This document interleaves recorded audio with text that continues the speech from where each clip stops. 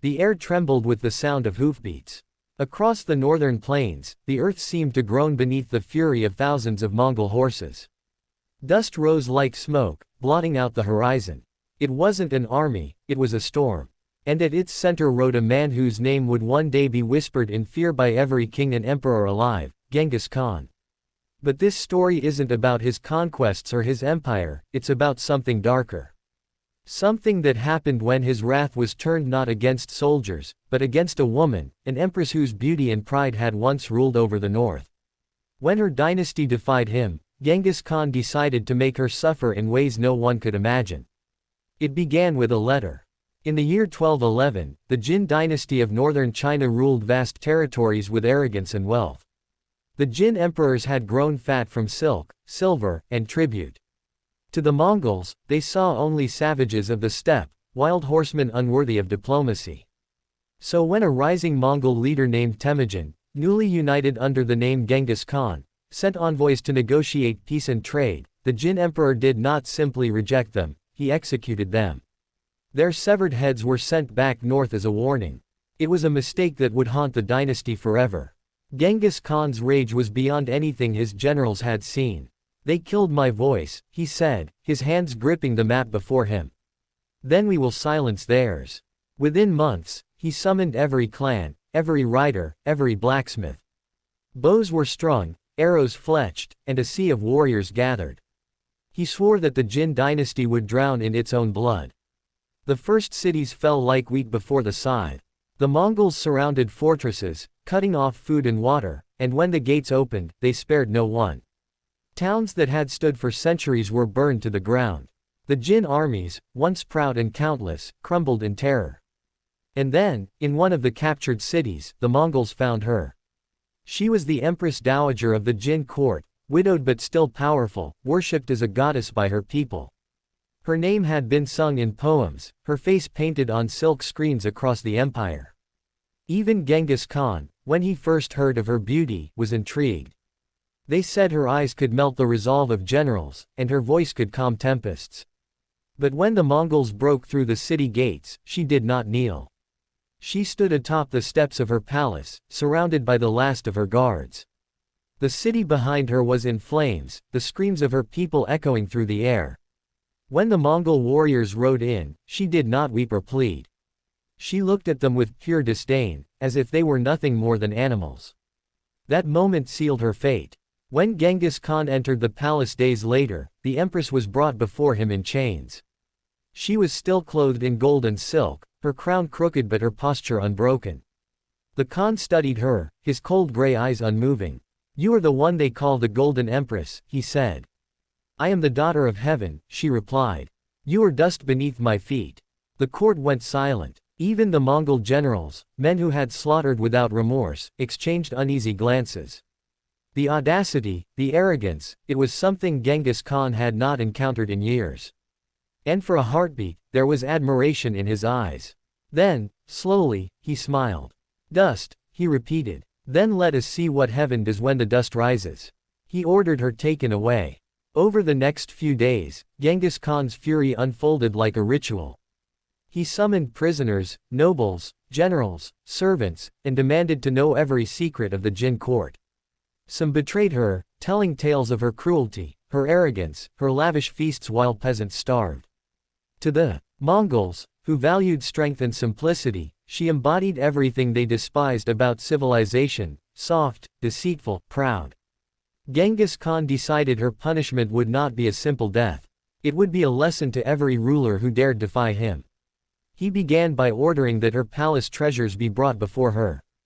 Gold, jade, pearls, silks, all piled into a shimmering mountain at her feet.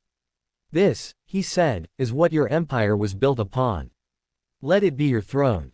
They stripped her of her robes and forced her to sit upon the pile of cold metal and stone. The jewels cut into her skin. When she cried out, he raised a hand, not in pity, but in silence. He wanted her suffering to echo. For days, she was kept in a gilded cage, fed just enough to live, forced to watch as her attendants and guards were executed one by one before her. The Mongols made no haste. They understood that true fear was not in dying, but in waiting to die. Still, she would not bow. When Genghis Khan visited again, he found her sitting upright, her back straight, her face blank. She met his gaze without flinching. "You think you have conquered me," she said. "I was born to rule. Even if my body burns, my name will outlive you." He stepped closer. "Perhaps," he said, "but no one will remember it without horror." That night, the Khan gave an order that chilled even his men. The Empress was to be paraded through the ruined city, her former subjects forced to watch. The Mongols lashed her to a cart, her royal garments torn, her hair unbound. As the cart rolled through the ashes of her once mighty capital, the survivors wept and hid their faces. She was made to witness the destruction of everything she had ever known: temples in flames, children crying, the corpses of her nobles hung from the gates. Still she stared straight ahead. Not a single tear. It was said that Genghis Khan watched her from a distance that night, his expression unreadable. Some claimed he admired her defiance, others whispered that her pride enraged him further. Whatever the truth, he called his executioners and gave them his final command. But before her torment began, he summoned her one last time. "Your emperor is dead," he said. "Your palace is dust. Tell me, Golden Empress, what remains of your heaven now?" She looked at him, her eyes burning with a hatred that defied reason. "You think you are the hand of fate," she said softly. "But fate has no mercy.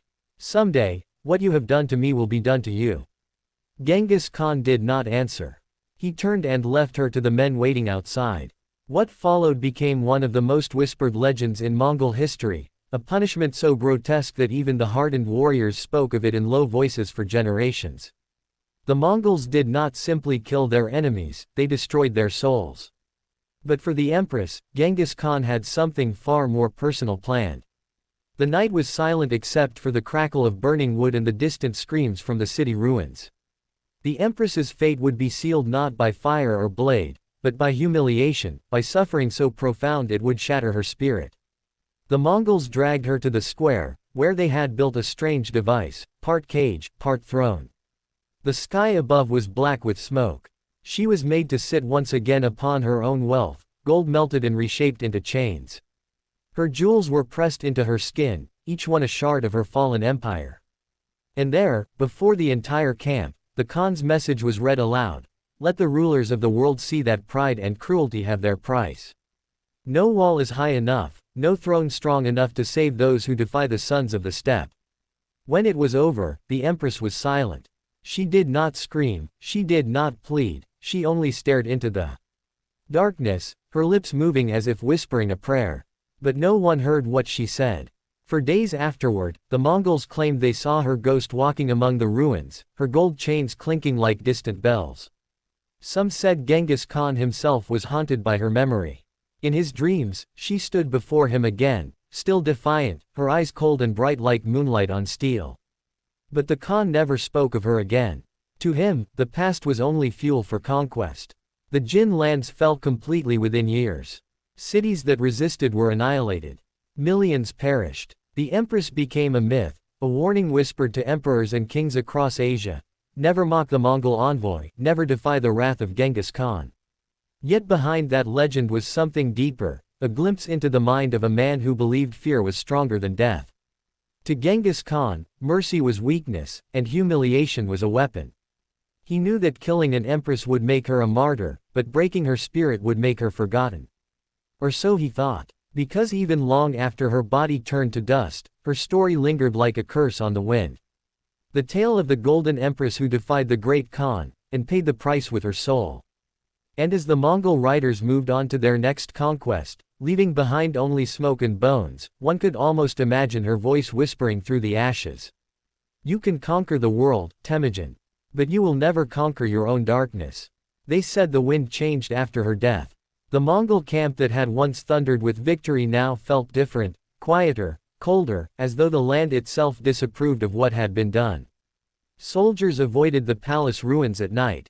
Horses snorted and refused to go near the old courtyard where the Empress had met her end. And Genghis Khan, he stopped sleeping. At first, it was nothing more than restlessness. The sounds of the camp, fires crackling, men whispering, metal clanging, kept him awake. But soon, something else began to haunt his nights. The sound of distant bells. The faint rustle of silk. A woman's voice murmuring words he could never quite make out. His generals noticed. Khan, Subutai said one morning, kneeling before him, the men say spirits linger here. Perhaps we should burn the city to the ground, leave nothing. Genghis Khan stared out toward the horizon, his eyes hollow. If she is a spirit, he said softly, let her see what becomes of her empire. But the nights grew worse. Each evening, as the fires dimmed and the stars emerged, he would hear it again, the clinking of chains, slow and deliberate. Once, when he rose to investigate, he found the gold ornaments from her punishment missing from their chest. The guards swore no one had entered the tent. Another time, he woke to find a golden hairpin on his chest, resting just over his heart. The same hairpin she had worn the day she was captured. He threw it into the fire, but in the morning, it was back beside him. Still, he said nothing. Genghis Khan was no stranger to omens, but he had built his empire by defying them. Fear was for others, not for him. Yet, somewhere deep inside, a shadow began to grow. He began to remember her final words, someday, what you have done to me will be done to you. And soon, it seemed prophecy began to unfold. Months later, his armies pushed deeper into Jin territory. The weather turned against them. The summer rains came early, turning the plains into mud. Horses sank, supply wagons broke, and disease spread through the ranks. Thousands died without ever seeing an enemy. Some blamed poor planning. Others whispered about the curse of the Golden Empress. Then came the dream. It was said that Genghis Khan woke one night drenched in sweat, gasping for air. In his dream, he was standing in the same courtyard where the Empress had died. But it was no longer burned, it was whole again, gleaming with gold and marble. She stood before him, radiant, untouched, her eyes burning like twin suns. Do you still think heaven does not see? She asked. He tried to speak, but no sound came. She smiled, the same cold, regal smile she had given him the day they met. You took everything from me, she whispered. Now I will take what you value most. When he woke, one of his sons was dead. Struck by a sudden fever, gone before dawn. The Khan said nothing, but those closest to him saw the terror in his eyes. From then on, wherever he went, death followed.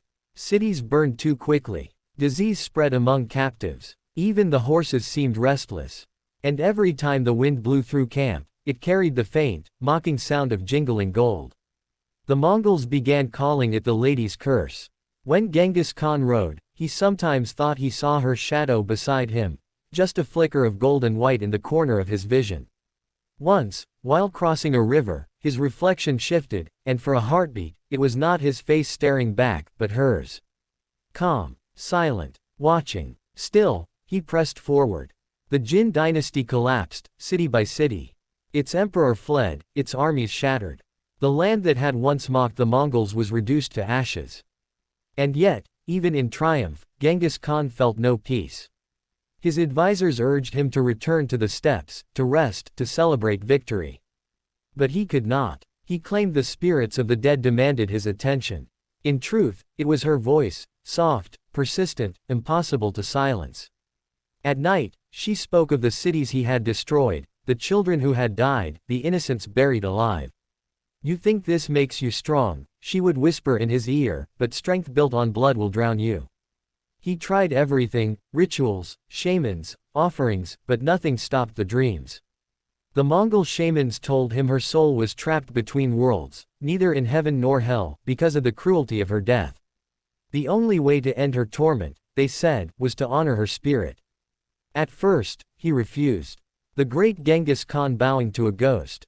Never. But after his second son died in another campaign, he relented. One cold morning, he rode back to the ruins of her palace.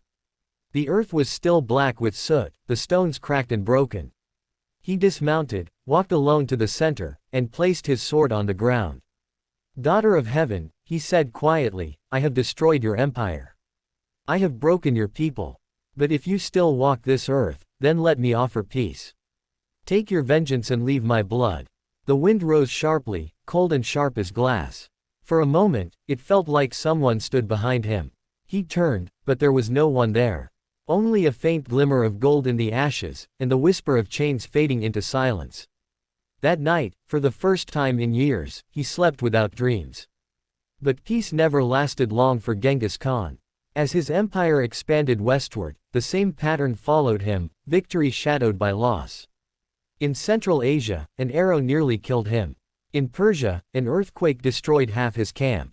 He began to believe the Empress's curse was not a single vengeance, but a wound that would follow him until death. He told no one, but before every battle, he would whisper a silent prayer to her spirit. "Let my men live," he would say. "Take me instead." And perhaps, in the end, she did. Years later, when Genghis Khan died under mysterious circumstances, some say by accident, others by betrayal, his body was hidden, his grave never found. But the legend claimed that on the night of his death, his guards saw a woman in golden robes standing at the edge of the camp, her eyes glowing faintly in the moonlight. She smiled once, and then vanished into the mist. No one ever saw her again. But her curse lived on. After Genghis Khan's death, his sons and grandsons tore the empire apart with wars of succession. Brothers betrayed brothers, cities once loyal rebelled, and the empire that had seemed invincible began to fracture. Scholars in later generations said it was fate, the inevitable fall of an empire too large to control. But the old Mongols knew better. They said it was her, the Golden Empress, the spirit who had refused to bow even before the greatest conqueror the world had ever seen. Her humiliation had been so great, her rage so pure, that even death could not silence her. In the temples of northern China, people still whispered her name during storms. In Mongolia, writers claimed that if you passed through the old Jin ruins at night, you could hear the faint ring of metal and the rustle of silk, carried on the wind. Some said it was her ghost walking the plains, searching for peace. Others said it was Genghis Khan himself, forever chasing the spirit he could never conquer. Centuries passed. Empires rose and fell. But the story endured. Because no matter how powerful a man becomes, no matter how much land he conquers, there are some things beyond his reach: honor, mercy, forgiveness. Genghis Khan built an empire from fire and blood, but the memory of one woman's suffering became the shadow that followed him into eternity. And so, the legend remains. The great Khan, feared by millions, brought to his knees not by swords, not by armies, but by the spirit of the empress he destroyed. Some historians say it's only myth, a moral tale born from guilt and awe. But others, those who have stood among the ruins of the old Jin capital, claim that on certain nights, when the moon turns pale and the air grows still, you can still hear it, the faint sound of gold chains moving in the dark, and a woman's whisper carried through the wind. You can conquer the world, Temujin. But you can never conquer your soul.